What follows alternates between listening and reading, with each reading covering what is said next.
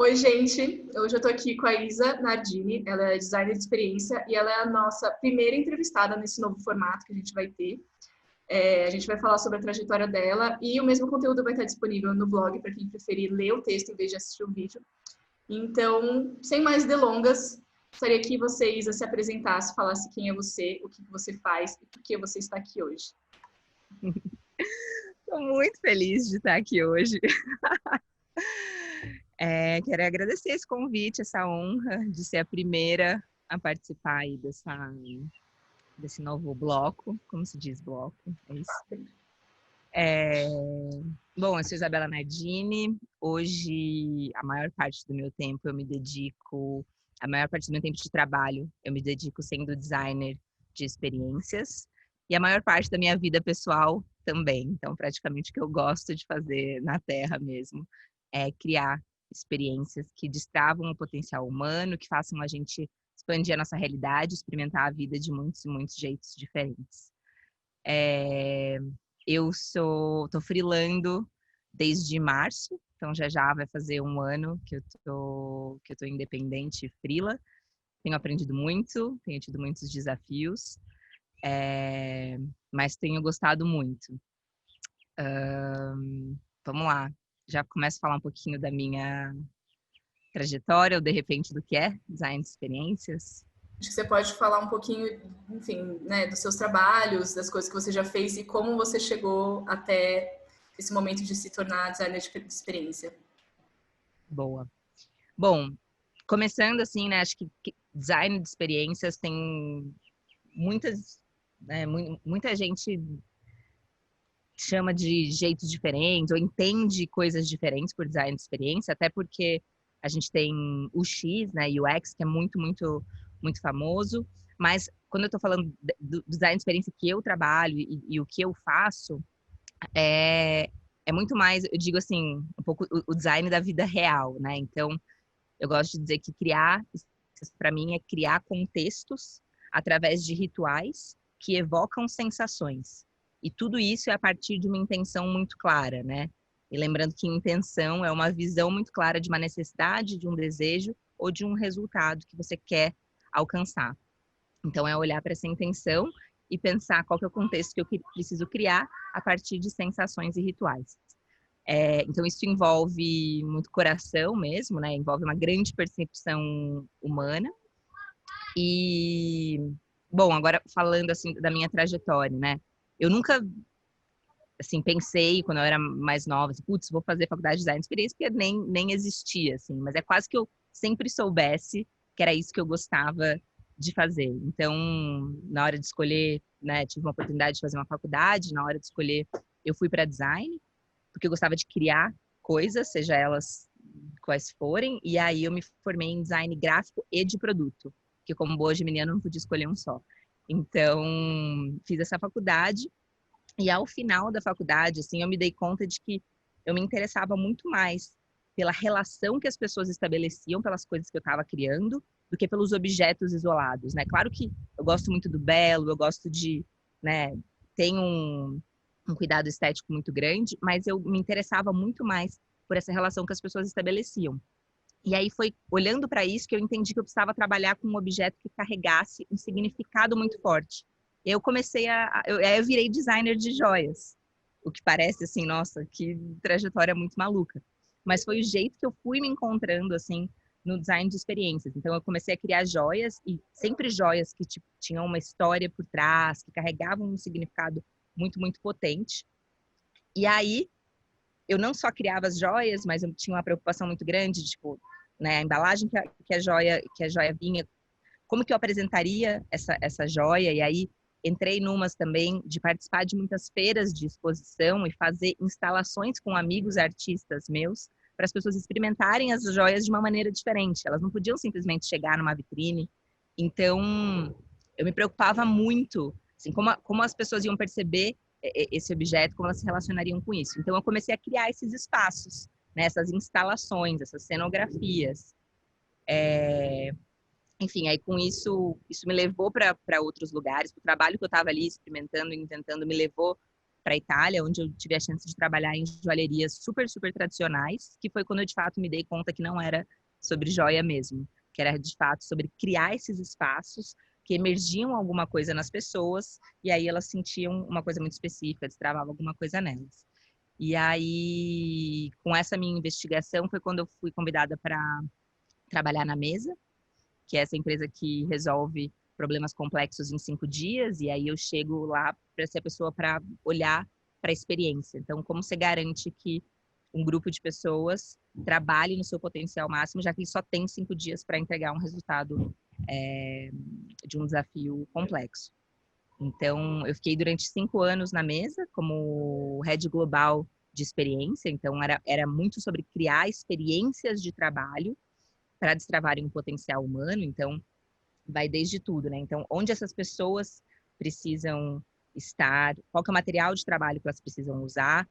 E aí, pensando muito, né, na intenção, quando eu falo lá atrás, né, que criar experiências é criar o contexto a partir dessa intenção muito clara, a intenção que a gente tinha muito clara ali é fazer, de fato, que as pessoas trabalhassem muito, muito bem, assim. Então, você parte de coisas que você já sabe a partir disso. Bom, preciso que as pessoas trabalhem muito, muito bem, então elas preciso que elas estejam muito focadas e presentes. Então, quais são os rituais que eu preciso criar para fazer com que essas pessoas fiquem focadas e presentes? Então, tive todo esse tempo na Mesa, que foi uma grande escola, assim, foi muito, muito importante para minha carreira passar por lá. Foi quando eu, de fato, entendi que eu era mesmo uma designer de experiência, que isso era um trabalho, que isso poderia se desdobrar em outras coisas, né, em criar outras experiências para além do mundo do trabalho. E também quando eu realizo que eu podia criar experiências para além do mundo do trabalho, é que eu decido também tomar esse caminho, né? Então, em março do ano passado, eu falei, cara, quais são as outras coisas que eu posso destravar? E aí, então, em março eu viro freela. E aí, em uma semana que eu já estava sem meu emprego fixo e com um bando de espaço mental livre, e também confinada por conta da pandemia, eu percebo que eu precisava criar algumas coisas, né? Eu comecei a me conectar muito com as coisas que eu precisava, e eu, como uma pessoa do coletivo, enfim, todo mundo, né? Acho que senti o fato de entrar em contato com outras pessoas. Mas aí eu criei o Loves in the Cloud, junto com a Roberta Tanus, que era um projeto justamente de uma experiência guiada para fazer com que amigos de amigos se encontrassem virtualmente para ter encontros de 5 minutinhos. Então, eu saio de criar experiências de trabalho para criar experiências de amor e paquera e diversão e azaração. E tudo começou como uma brincadeira e acabou virando um lance, porque fez sentido para muita gente. Então, acabou que muitas marcas vieram me procurar. Então, a gente fez parcerias com marcas, fizemos parcerias com empresas para criar grupos, né, e sessões guiadas para empresas.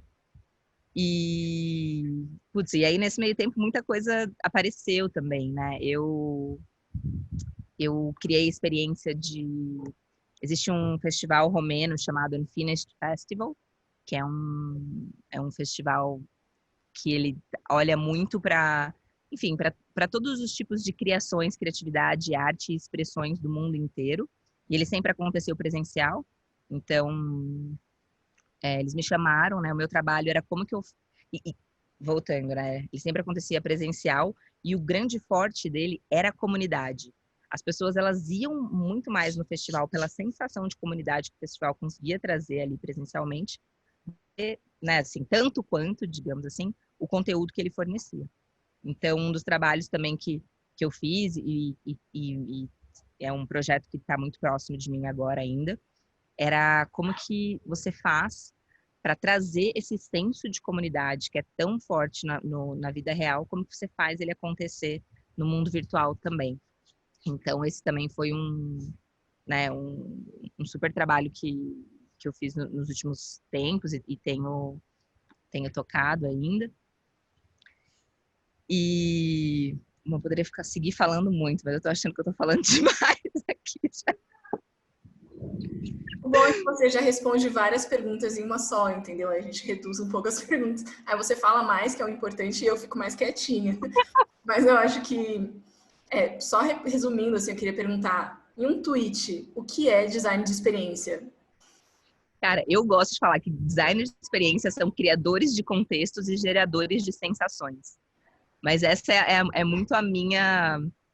É como eu me relaciono, assim, sabe? Eu acho que... eu acho que esse é o melhor jeito, assim. É criar contextos e gerar sensações. E E se aí... você... Pode falar.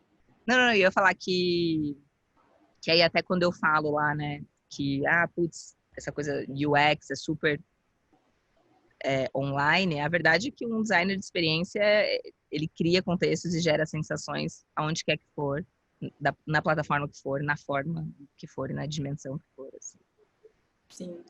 E o que você acha que um designer de experiência tem que ter, assim, as qualidades, as habilidades dele? Eu acho que quando a gente está falando de criar experiências para seres humanos, assim, eu acho que naturalmente, se você tem um apreço por pessoas, né, assim, é muito mais fácil. Até porque quando a gente está falando de gente, não existe fórmula, né? Uma coisa que gera uma sensação numa pessoa, nem sempre vai gerar na outra. Então,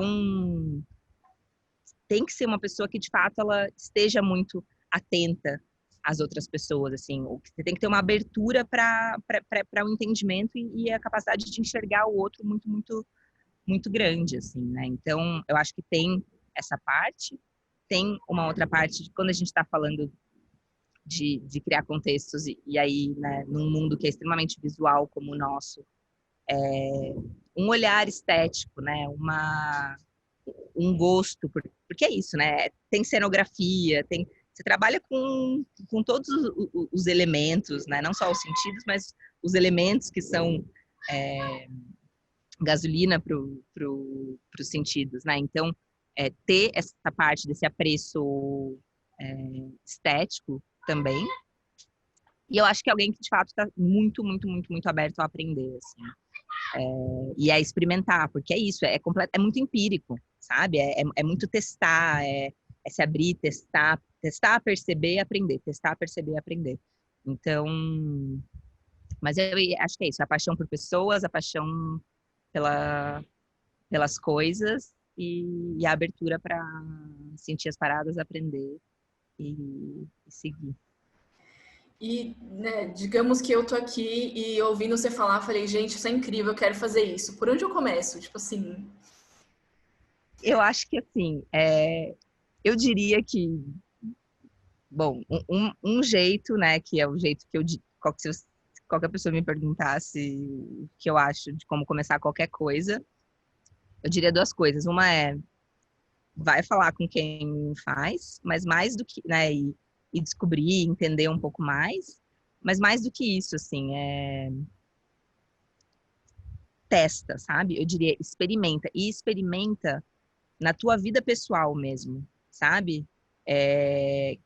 Até o próprio exemplo que eu falei do Loves in the Cloud, sabe? Eu acho que uma pessoa que quer criar experiências não precisa de um desafio externo. Inclusive, é muito mais legal se você tem um desafio externo, se você está realmente conectada com a intenção do porquê um contexto precisa ser criado, uma sensação precisa ser gerada, né? Então, se você olha para a tua vida e pensa em coisas, até, vamos supor, um desafio que você tem na sua própria vida. Tipo, nossa, eu adoraria poder acordar todo dia e meditar. Como que seria a melhor experiência de meditação que eu poderia criar para mim mesmo, sabe? E aí entender quais são as coisas que são importantes para você, como você precisa se sentir para estar motivado a fazer um tipo de coisa e aí vai fazendo com você mesmo. E acho que isso é para você criar familiaridade com a coisa, com o mundo, mas fora isso, acho que é ir atrás das pessoas que fazem isso. Acho que tem muita gente que cria experiência e nem se denomeia designers de experiências, assim, né? Mas eu acho que essas seriam as coisas que eu diria, assim. Boa. E aí, mudando um pouco, assim, de assunto, como que foi para você sair, né, da mesa de um lugar em que você tinha um trabalho fixo, um emprego fixo, a grana ali entrando todos os meses e virar autônoma? Foi muito desafiador, assim, foi muito desafiador. Foi uma decisão super difícil de tomar, né? Eu acho que por muitas razões, assim, né? Quando você deixa ali aquela não é o conforto, é o a sua vida funciona, né? Ela é uma máquina, né? Ela tá funcionando desse jeito. Aí você tira uma peça e fala, cara, eu preciso agora inventar outras peças para fazer isso aqui funcionar. Então foi um desafio muito grande, foi uma decisão que eu demorei muito tempo para tomar, assim, né? Não foi uma coisa que até justamente por isso, acho que por ser um tipo de trabalho que não é necessariamente comum, não é fácil, né? Você coloca vagas de design de experiência nesse lugar que é onde eu atuo hoje, não necessariamente você vai achar com facilidade, mas e ainda mais no momento que aconteceu para mim, né? Eu saí bem quando a pandemia estourou e tal, mas eu acho que eu também estava num lugar muito privilegiado, em que eu tenho uma rede muito grande de pessoas e eu muito acreditei que, né? E aí o que aconteceu foi também, né? Quando eu decido sair, uma das primeiras coisas que eu faço é entender o que eu queria fazer e aí mandar mensagem para todas as pessoas que eu acreditava que pudessem criar alguma coisa junto comigo, assim, pudessem fazer um uso do meu trabalho, pudessem aproveitar do meu talento. Então, escrevi para essas pessoas, troquei uma ideia, mostrei que eu estava disponível. E aí isso ajudou muito, né? Mantive uma porta escancarada no lugar que eu estava antes também, então para, né? E aconteceram do emprego que eu estava antes me chamar para fazer freelas com eles quando precisaram. Então é isso, assim, me adonei assim dessa rede e e é isso, segui muito humilde, assim, coração muito aberto de tipo, tô aprendendo tudo isso aqui. E mais do que nunca, assim, né? Tenho me deparado com, não sei se a próxima pergunta é quais os desafios que você tem enfrentado, mas se for, por acaso, eu já ia começar a dizer dos Segura a ansiedade, só porque eu quero fazer um adendo disso que você falou, assim, da importância das redes, né? Que foi, né, assim, completamente fora do assunto, mas, tipo assim, uma das pessoas que a Isa conversou quando ela tava nesse momento fui eu, e, tipo assim, a gente virou melhores amigas, e de repente, assim, além da amizade, a gente, tipo, né, depois eu vim a criar a identidade visual do Loves in the Cloud, e hoje a Isa está aqui, então, assim, essa troca é muito rica mesmo, né? Você ir atrás das pessoas, conversar, por mais que não tenha uma proposta, tipo, eu quero que você me contraste, tipo assim, só realmente saber que as pessoas, né, fazer as pessoas saberem da sua existência e do momento que você tá, é muito importante, porque aí, enfim, as pessoas realmente entendem o momento que você está vivendo e as coisas acontecem. Então, só fazendo esse adendo. Mas sim, a próxima pergunta realmente era saber quais são as suas maiores dificuldades, enfim, as coisas que você está aprendendo na prática e nesse seu novo estilo de vida. Cara, eu tô aprendendo um monte de coisa e é o tipo né, chega o fim do ano e fala assim, nossa, mas dá uma canseira aprender, né, gente? Mas eu acho que até a organização, assim, né? Eu acho que a gente, quando a gente trabalha numa estrutura maior, muitas vezes a gente ali se adequa a estruturas de organização da organização, e aí, de repente, você virou a sua organização, então você precisa se organizar muito bem. Então, eu ainda estou entendendo os melhores jeitos de me organizar, e aí, tanto com os projetos que vêm, né? Então, é isso, ser uma empresa de uma pessoa só, essa coisa de entender, né? Começo muitos projetos ao mesmo tempo, tem projetos que sou eu, tem projetos que eu tenho que formar uma, uma equipe, daí chega um momento que de repente você precisa dizer não, porque os projetos começam a coincidir, e aí isso também para mim tem sido um grande aprendizado, né, que pelo School também eu aprendo muito, assim, essa coisa, cara, você precisa acreditar que vai vir depois, assim, né, porque senão não dá para se enforcar achando que esse cliente nunca mais vai voltar porque você disse não. Então, acho que a organização e o cuidado, né, assim,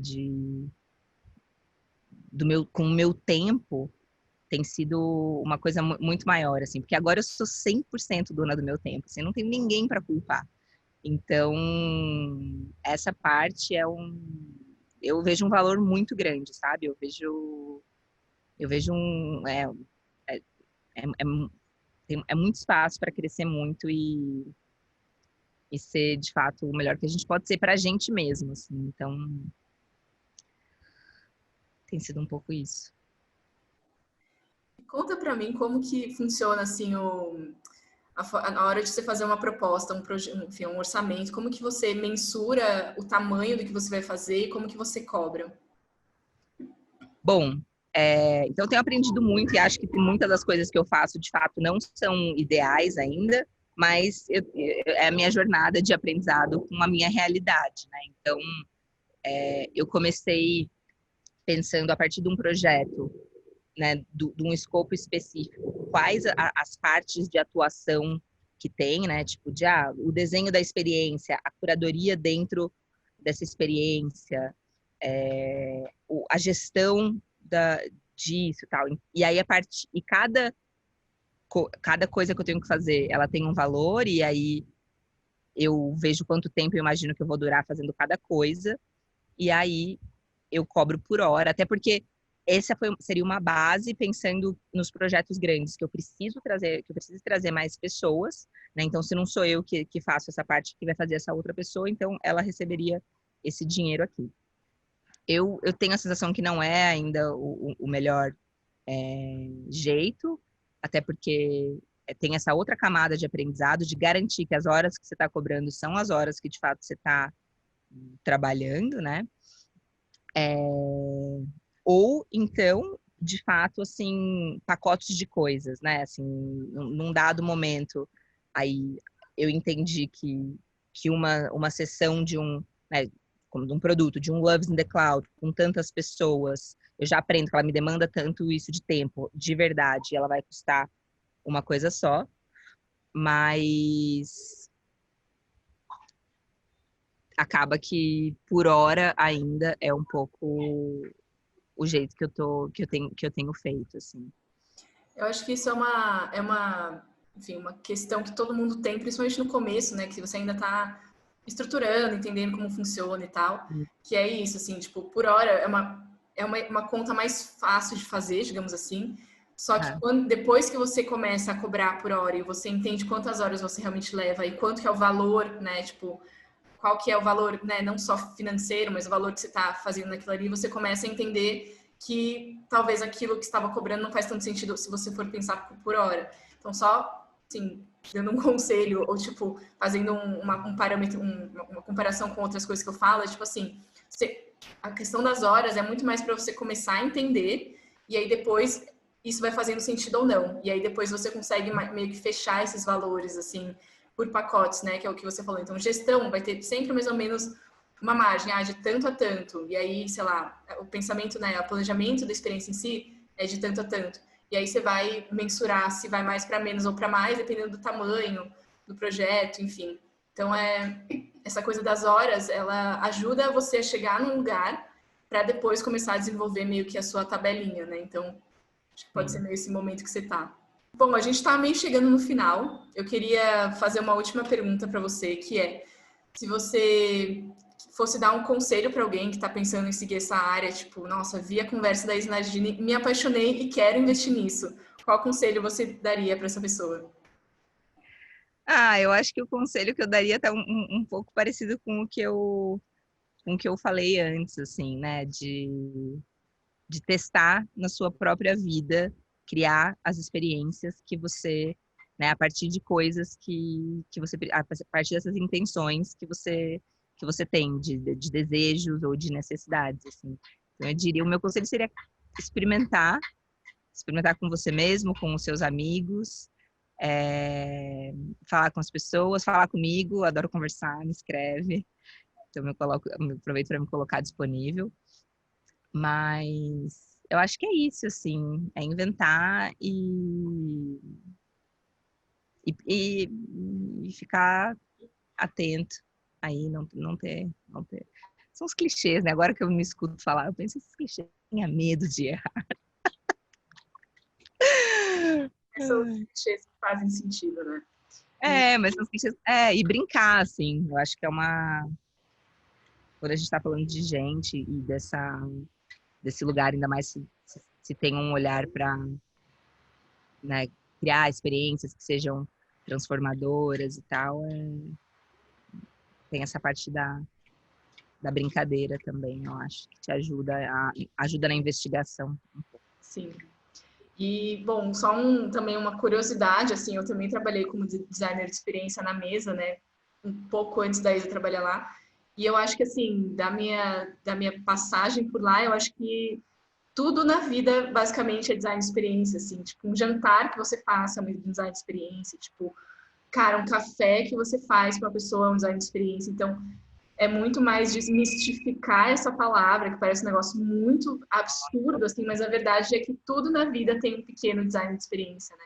Basicamente, é a forma como você consome alguma coisa, como você vive aquele momento, assim. Então, sim, não sei, não é nem um conselho, mas é tipo mais para trazer mais pro chão, assim, né? Esse mundo que parece algo muito novo, mas é que a verdade é que ele sempre existiu, é que colocaram um nome muito legal para ele. Então, é isso. Exatamente, exato. E acho que é isso, quando eu falo assim, perceber, é isso, assim, né? Eu poderia te chamar na minha casa, eu poderia te servir um café normal, coloco uma cápsula no Nespresso, lá, ou se for ou um café, ou não, eu poderia preparar a mesa para você, pensar qual que é o lugar da casa mais gostoso para você tomar esse café, eu te levo lá. Qual que é a xícara mais legal desse café? Qual que é a xícara que faz sentido você tomar esse café? Faz sentido tomar um café nesse copo? Não, é um copo desse tamanho. Então, e aí, né, tem essa intencionalidade constante e infinita, assim, e depois é a percepção. A partir do momento que você serve a pessoa, ou que ela tá ali com você, você também vai entendendo e adaptando, né? Que é quando eu falo que nesse lugar de a gente não ter fórmula, assim, beleza. Você pode partir de algumas coisas que você já aprendeu e se replica, mas, de repente, cara, sei lá, a caneca que eu te servi, tua mão é muito pequena e não fica tão bem. Então, você tem essa abertura para estar percebendo e adaptando as coisas para que elas sejam o melhor que elas possam ser, assim. Uhum. Então, É o cuidado e a sensibilidade, né? De ver as é, pequenas coisas, assim. Então, resumindo, gente, sejam amigas de Isa, porque sempre vai ser recebida com o melhor café do mundo, né? Pensado assim, do começo ao fim. Isa, a gente chegou ao fim. Obrigada demais pela conversa. Eu adorei. E, bom, sempre bom falar com você. Prazer demais te receber aqui. Espero que você tenha gostado também. ai, obrigada, gente. Que alegria. Espero que tenha. Na verdade, agora que eu pensando, né? Esse final foi muito mais esclarecedor do que qualquer outra coisa. A gente pode editar ele, pôr ele no começo. Brincando, tô brincando. Quer dizer, Quem não tô chegou no brincando. final, Quem esclareceu chegou no final, que bom, porque ele essa ficou, questão. ganhou, exato, levou. E, cara, é isso. Obrigada, amada. Uma alegria. Contem comigo. Tamo junto aí, todo mundo nessa batalha de ser frila. Um beijo. Valeu. Tchau. Beijo.